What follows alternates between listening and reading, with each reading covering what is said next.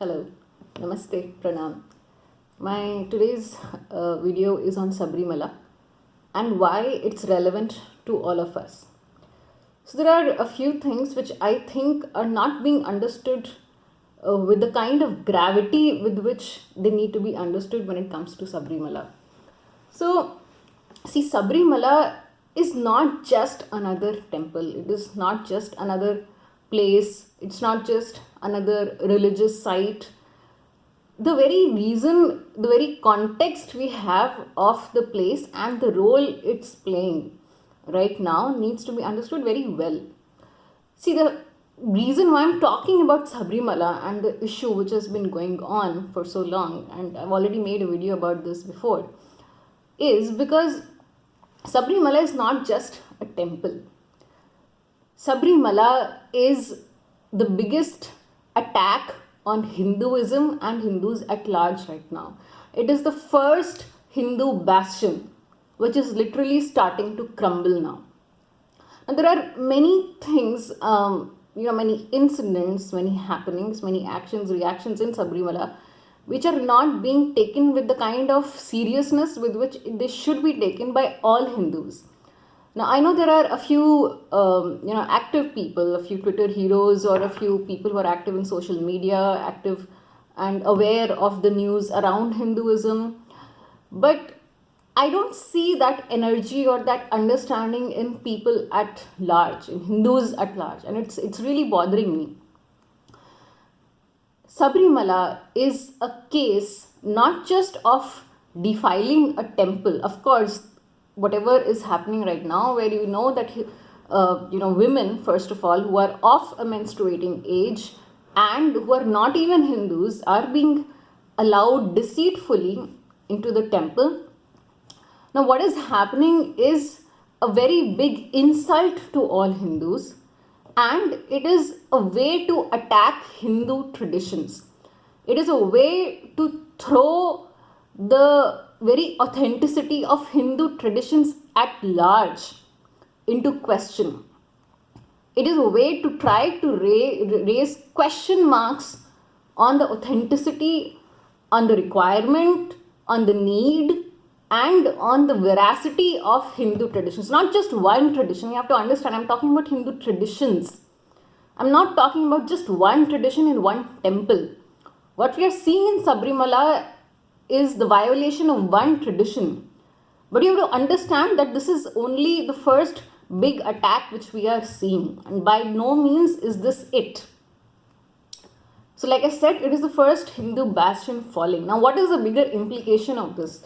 Why am I calling it as an attack on Hindu traditions?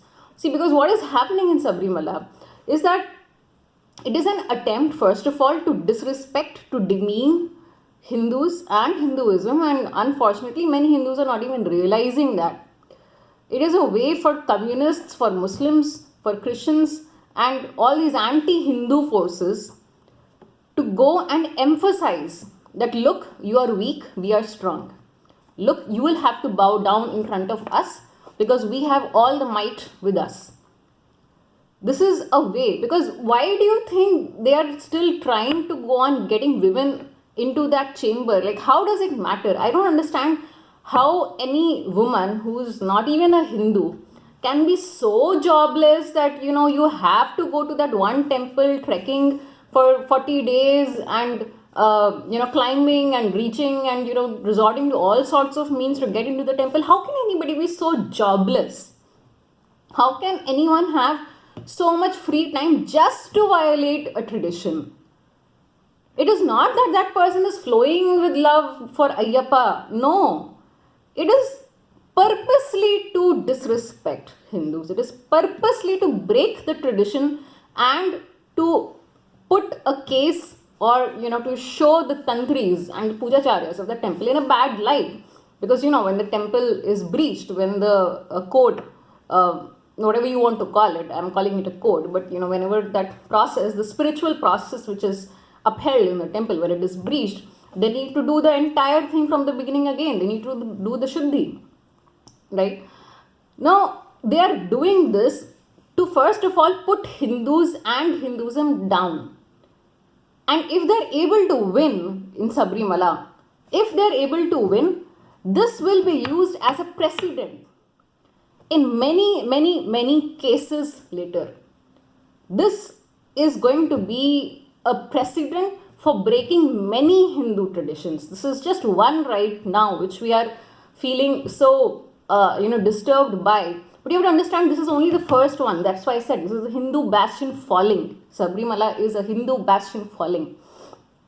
And this precedent, if Hindus let this happen, if this is allowed to continue, if Hindus don't raise a voice, then this precedent will be used to attack, question many Hindu traditions in many of our really sacred temples.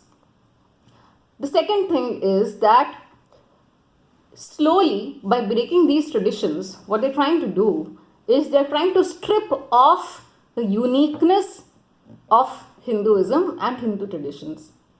Now you have to understand that each sampradaya in Hinduism has its own unique character, has its own set of scriptures, has its own set of agam shastra, has its own set of rules or traditions, rituals, everything. And that is the richness of Hinduism. That is how Hinduism is so different from Abrahamic cultures and from those monotheistic religions. Because in Hinduism we are so rich, there is so much diversity, and each tradition is unique in its own way.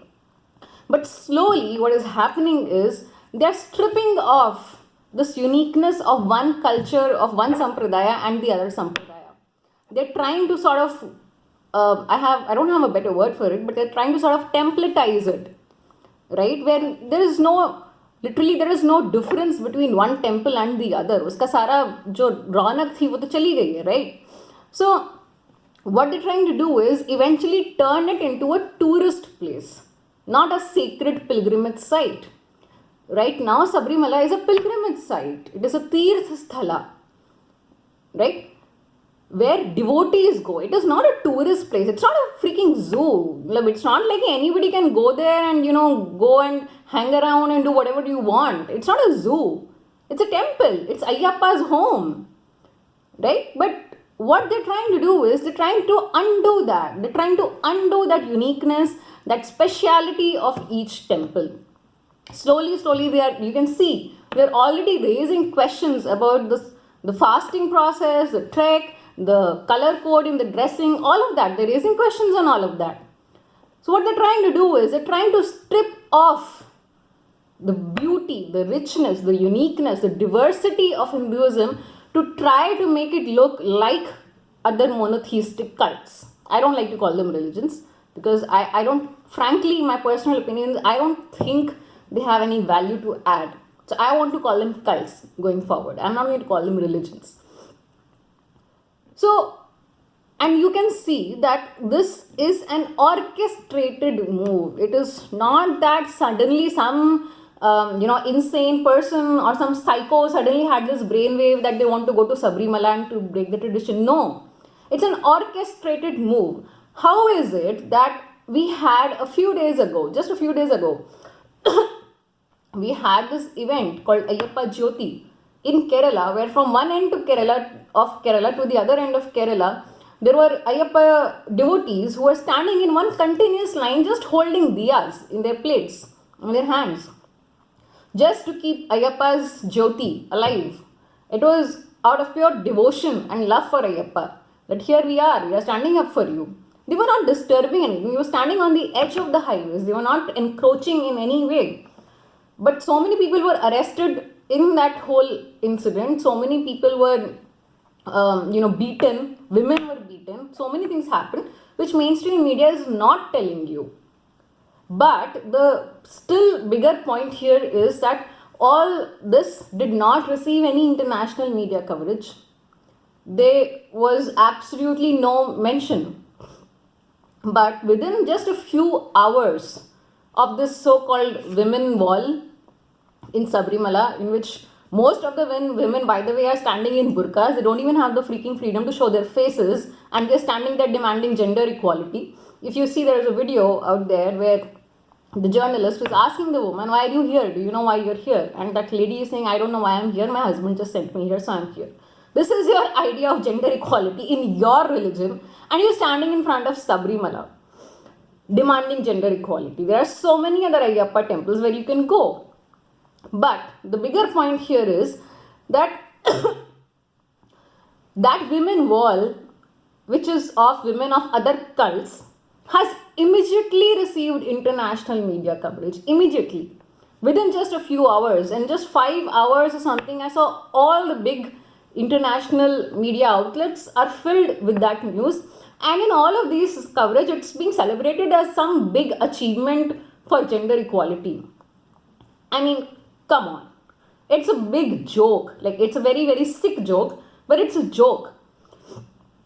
And the reason why this is being done, this is what I'm trying to explain, is that it is an orchestrated attack.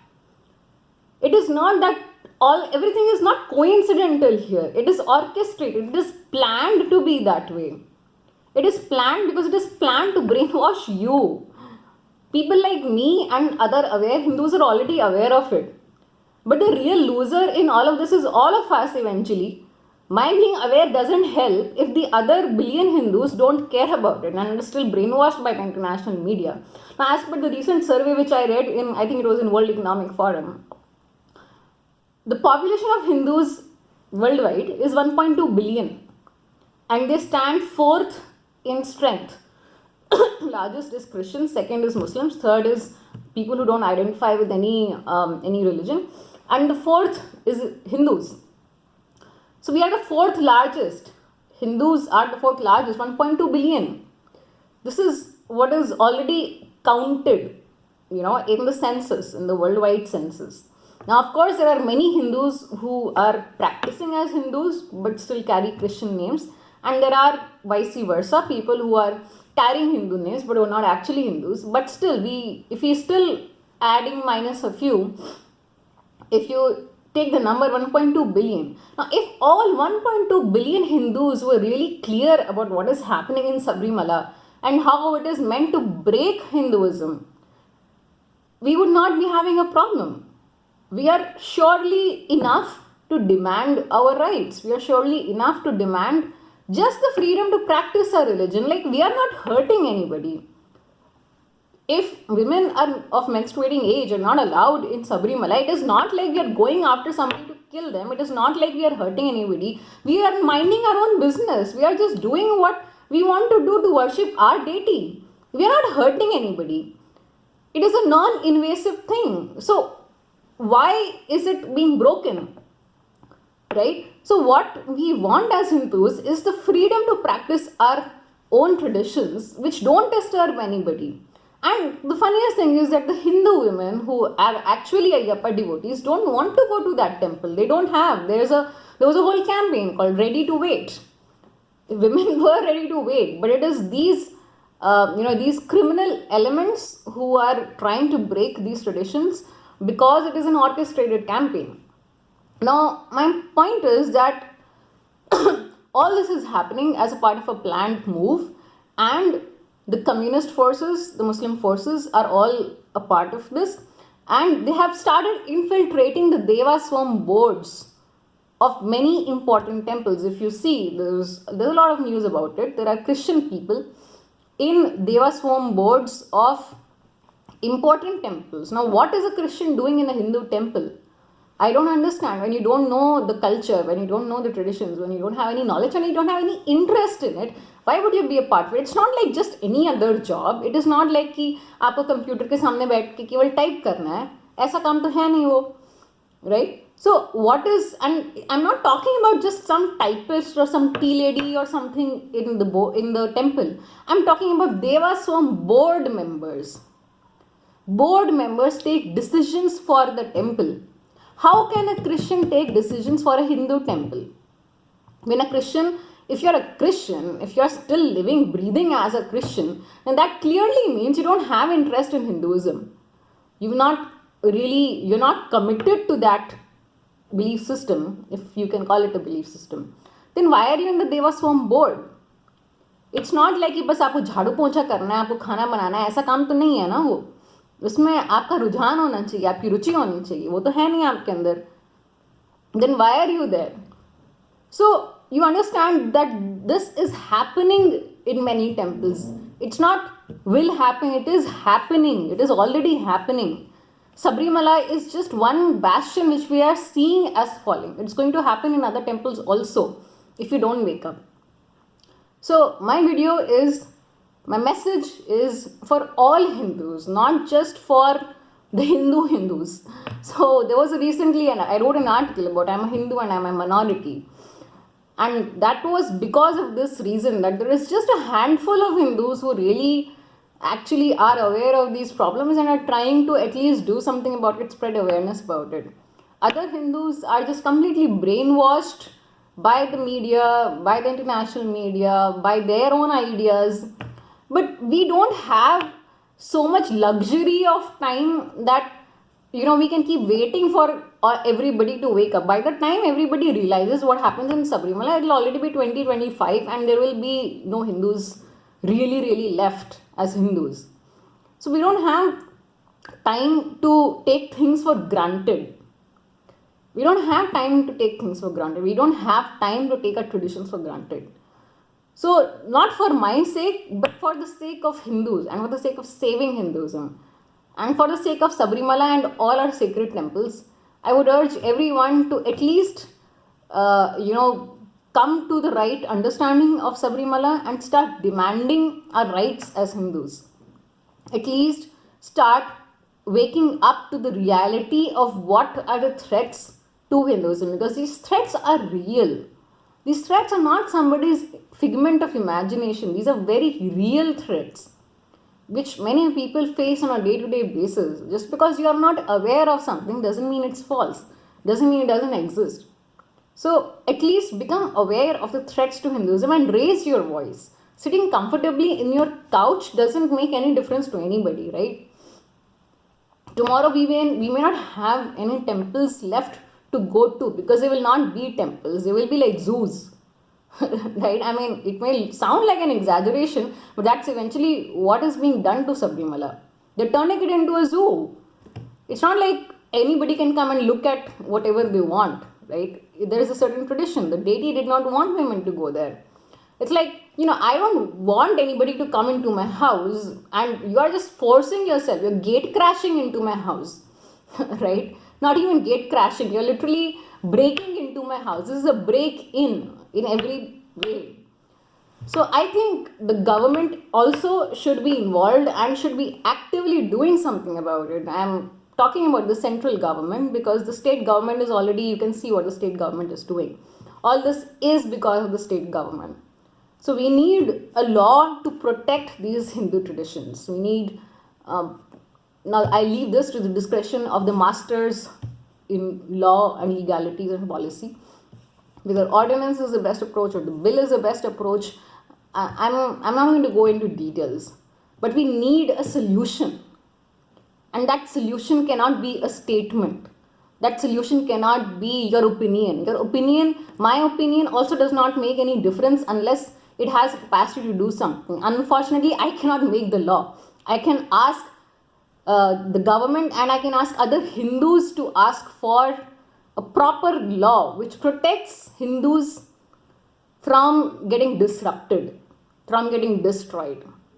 So please, whether you share my video or whichever other way you want to share this message, please share this message with other fellow Hindus who you know and make them aware of the challenges, make them aware of what is really happening in Sabarimala, because what is happening in Sabarimala has a completely flip side when it comes to what people know about it.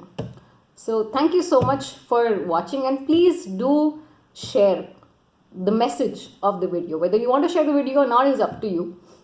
I leave that to you. But please share the essence of what I'm saying. Thank you.